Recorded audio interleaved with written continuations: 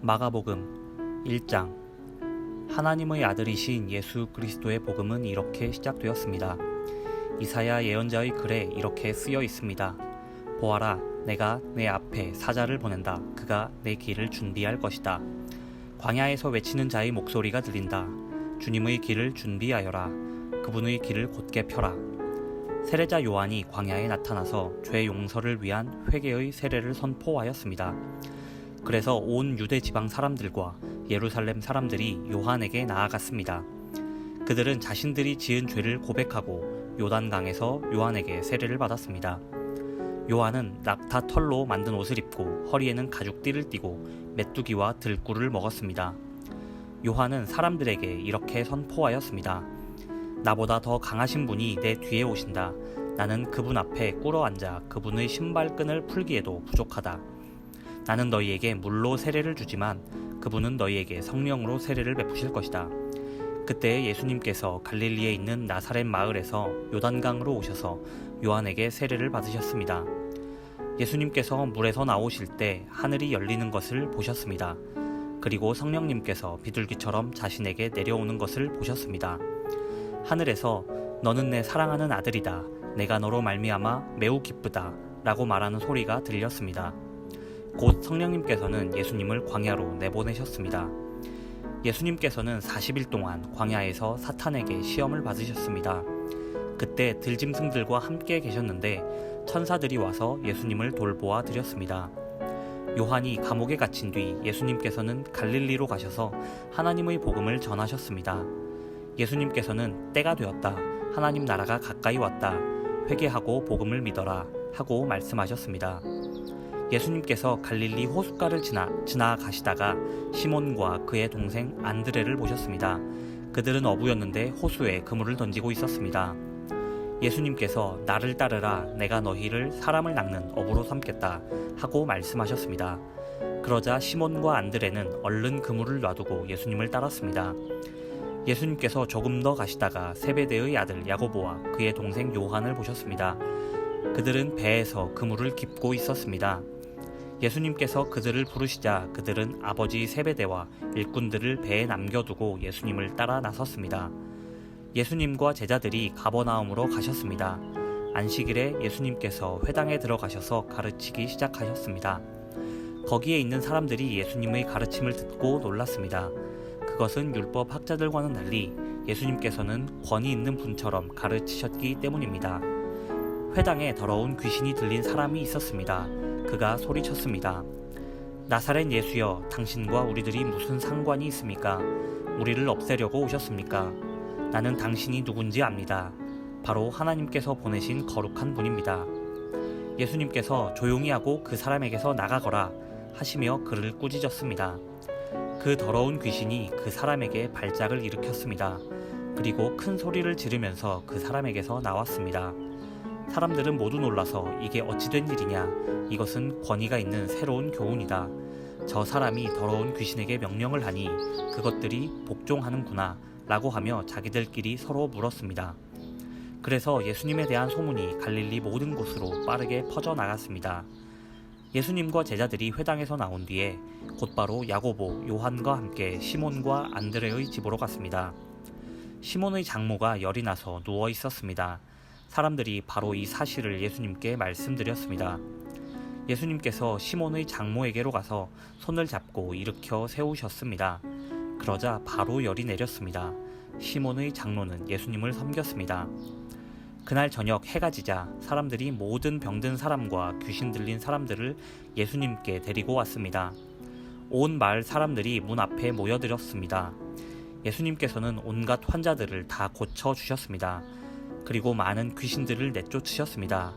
예수님께서는 귀신들에게 아무런 말도 하지 못하도록 하셨습니다. 그것은 그들이 예수님이 누구신지 알고 있었기 때문이었습니다. 어둠이 채 가시지 않은 아침에 예수님께서 일어나셨습니다. 그리고 조용한 곳으로 가셔서 기도하셨습니다. 시몬과 그의 친구들이 예수님을 찾으러 왔습니다. 그들은 예수님을 찾자 모든 사람들이 선생님을 찾고 있습니다. 라고 말했습니다. 예수님께서 대답하셨습니다. 근처에 있는 다른 마을로 가자. 거기서도 내가 전도할 것이다. 내가 바로 그것을 위해서 왔다. 예수님께서는 갈릴리 모든 곳을 다니셨습니다. 회당에서 말씀을 전하시고 귀신들을 내쫓으셨습니다. 어떤 문둥병 환자가 예수님께 와서 무릎을 꿇고 간청했습니다. 선생님께서 원하시면 저를 깨끗하게 하실 수 있습니다. 예수님께서 그 사람을 불쌍히 보셨습니다. 그래서 손을 내밀어 그를 만지시며 말씀하셨습니다. 내가 원하니 깨끗해져라. 그러자 바로 문둥병이 떠나고 그가 나았습니다. 예수님께서 그에게 단단히 이르시고 보내셨습니다. 아무에게도 이 일을 말하지 마라. 다만 가서 제사장에게 내 몸을 보여주어라. 그리고 내가 깨끗해진 것에 대하여 모세가 명령한 예물을 드려서 사람들에게 증거로 삼아라. 그러나 그 사람은 가서 이 사실을 주저하지 않고 말하여 소문을 냈습니다. 그래서 예수님께서는 마을에 들어가실 수 없을 정도가 되었습니다. 예수님께서는 사람이 없는 곳에 머무셨습니다. 그래도 사람들은 예수님이 계신 곳이라면 어디든지 상관하지 않고 사방에서 몰려들었습니다. 마가복음 2장. 며칠 뒤에 예수님께서 가버나움으로 돌아오셨습니다. 예수님께서 집에 계시다는 소문이 퍼졌습니다. 그러자 많은 사람들이 모여들어 가득 찼습니다. 심지어 문 밖에도 서 있을 곳이 없었습니다. 예수님께서 그들에게 말씀하셨습니다. 4명의 사람들이 예수님께 중풍병 환자를 데리고 왔습니다. 이들은 사람들 때문에 예수님께 들어갈 수가 없었습니다. 그래서 예수님이 계신 곳의 지붕을 뜯어냈습니다. 이들은 뚫어낸 구멍으로 중풍병 환자가 누워있는 침상을 아래로 내렸습니다. 예수님께서 이 사람들의 믿음을 보시고 중풍병 환자에게 말씀하셨습니다. 아들아, 내 죄가 용서되었다. 마침 거기에 율법학자 몇 명이 앉아 있었는데 마음속으로 생각했습니다. 어떻게 이 사람이 저런 말을 하는가? 하나님을 모독하고 있구나. 하나님 외에 누가 죄를 용서할 수 있다는 말인가? 예수님께서는 이 율법학자들이 속으로 생각하는 것을 곧 영으로 아셨습니다. 그래서 그들에게 말씀하셨습니다. 어째서 너희가 마음속으로 그런 생각을 하고 있느냐? 이 중풍병 환자에게 내 죄가 용서되었다라고 말하는 것과 일어나서 침상을 가지고 걸어라 하고 말하는 것 중에 어느 것이 더 쉽겠느냐? 그러나 인자가 세상에서 죄를 용서할 수 있는 권세가 있다는 것을 너희에게 보여주려고 그랬다. 예수님께서 중풍병 환자에게 말씀하셨습니다. 내가 내게 말한다. 일어나 침상을 가지고 집으로 가거라. 중풍병자는 일어나 침상을 들고 모든 사람이 보는 앞에서 걸어 나갔습니다. 사람들이 놀라서 하나님께 찬송을 드렸으며 우리는 이와 같은 일을 본 적이 없다 라고 말하였습니다. 예수님께서 다시 호수로 가셨습니다. 많은 사람들이 예수님께 나아왔고 예수님께서는 그들을 가르치셨습니다. 예수님께서 호숫가를 걸으시다가 알페오의 아들 레위가 세관에 앉아 있는 것을 보셨습니다. 예수님께서 그에게 말씀하셨습니다. 나를 따라오너라. 그러자 레위는 일어나서 예수님을 따랐습니다. 예수님께서 레위의 집에서 식사를 하고 계실 때였습니다. 여러 세리들과 죄인들이 예수님과 그 제자들과 함께 식사를 하고 있었습니다. 왜냐하면 이런 사람들이 예수님을 많이 따랐기 때문입니다. 바리새파 율법학자들이 예수님께서 세리들과 죄인들과 함께 식사하시는 것을 보고 제자들에게 물었습니다. 어째서 너희 선생님은 세리와 죄인들과 먹고 마시느냐? 예수님께서 이 말을 들으시고 그들에게 말씀하셨습니다. 건강한 사람에게는 의사가 필요 없고 병든 사람에게 의사가 필요한 것이다. 나는 의로운 사람을 부르러 온 것이 아니고 죄인들을 부르러 왔다. 요한의 제자들과 바리새파 사람들은 금식을 하였습니다. 사람들이 와서 말했습니다. 요한의 제자들과 바리새파 사람의 제자들은 금식을 하는데 어째서 선생님의 제자들은 금식을 하지 않습니까? 예수님께서 대답하셨습니다.